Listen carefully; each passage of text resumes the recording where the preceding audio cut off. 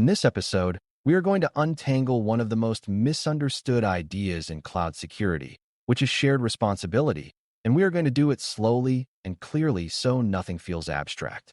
When people first hear that security is shared between the cloud provider and the customer, it sounds simple, almost comforting, as if risk has been divided neatly in half. The reality is more precise than that, and misunderstanding it is one of the fastest ways to create preventable incidents in the cloud. You cannot defend what you do not clearly own, and you cannot hold a provider accountable for controls that were never theirs to begin with.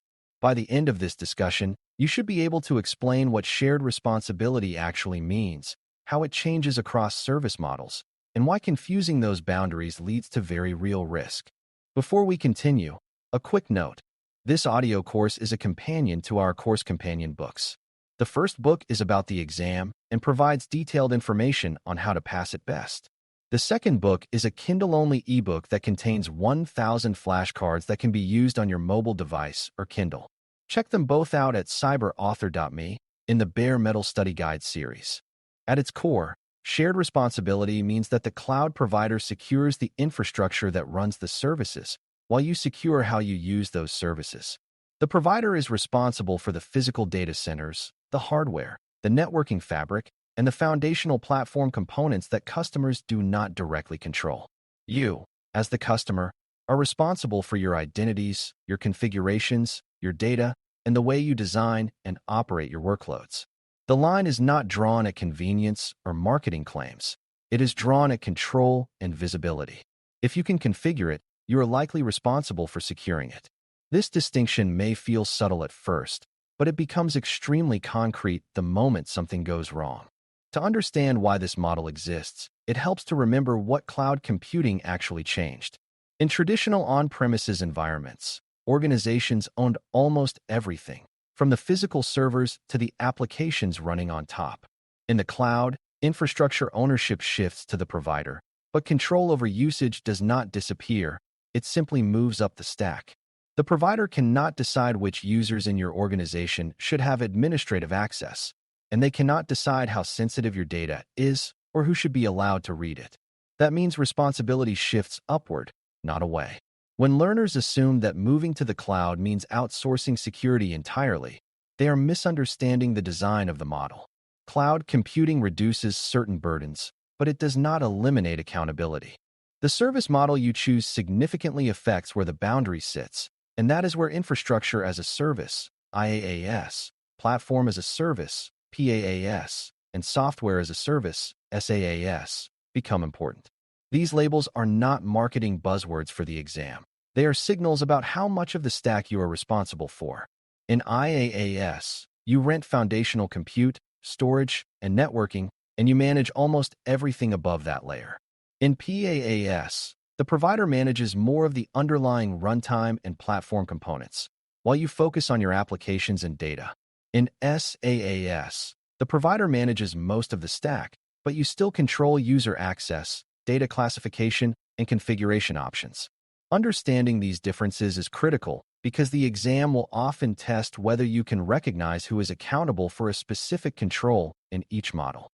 Let's consider IaaS more closely, because it is where responsibility feels heaviest for customers. When you deploy virtual machines in IaaS, the provider secures the physical host and the virtualization layer, but you are responsible for the operating system configuration, patching, network rules, identity access, and data protection settings. If a server is compromised because it was not patched, that is not a provider failure. It is a customer failure. If a storage bucket is publicly exposed due to a misconfigured policy, that exposure is tied to customer configuration. The provider delivered functioning infrastructure, but you determined how securely it was used. This is why many cloud incidents trace back to configuration mistakes rather than provider defects. With PaaS, the boundary moves upward, but it does not disappear. The provider typically manages the operating system and the runtime environment, reducing your responsibility for patching and low-level maintenance. However, you still control application logic, data access rules, identity integration, and how services communicate with one another. If your application has weak authentication logic, or if you grant excessive permissions to a service account, those decisions remain yours.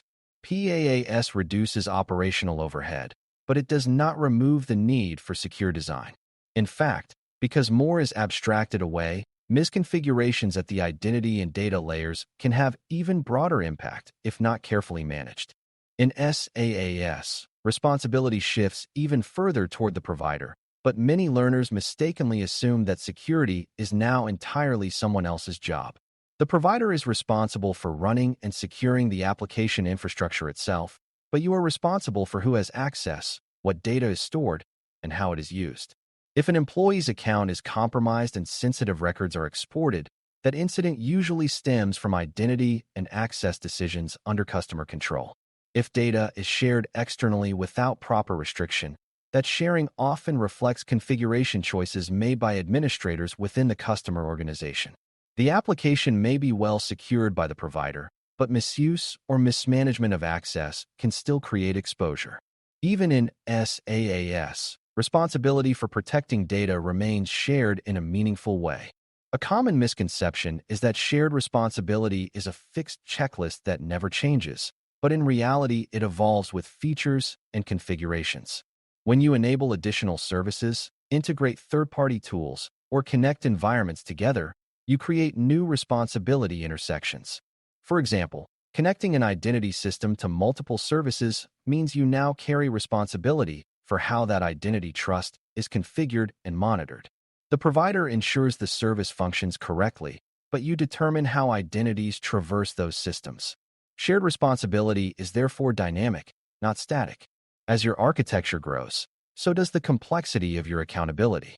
Another misunderstanding is assuming that compliance automatically follows from using a reputable cloud provider.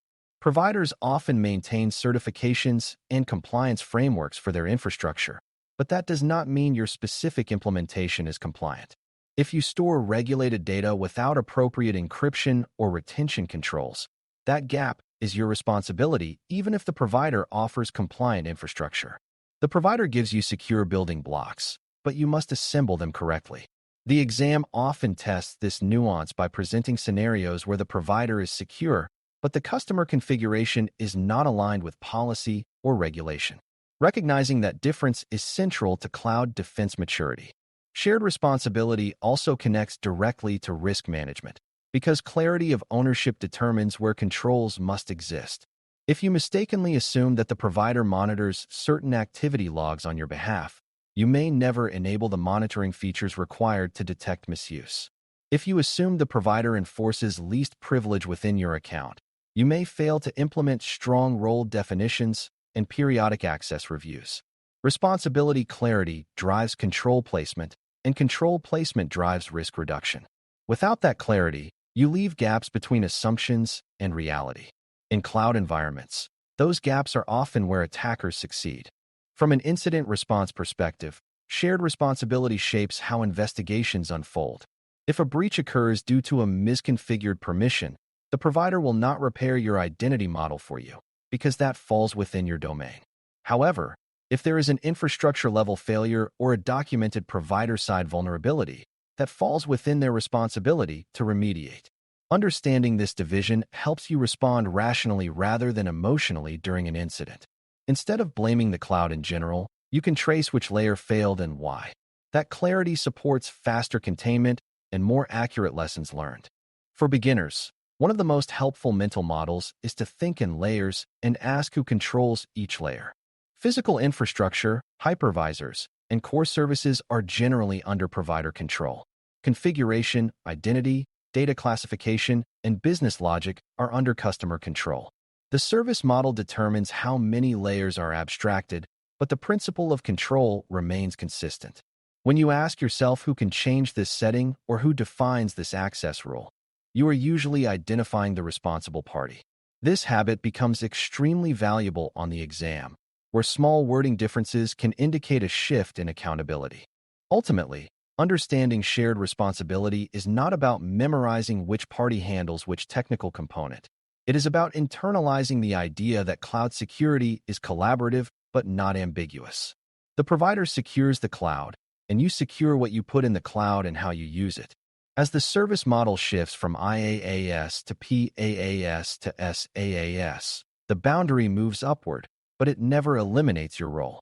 When you can clearly explain that movement and identify ownership in specific scenarios, you are thinking like a cloud defender. That clarity reduces risk in real environments and reduces confusion on the exam. Shared responsibility becomes less of a slogan and more of a decision-making framework that guides every configuration, access rule, and security control you implement. Thanks for listening. For more audio courses, daily newsletters, and more, please visit baremetalcyber.com.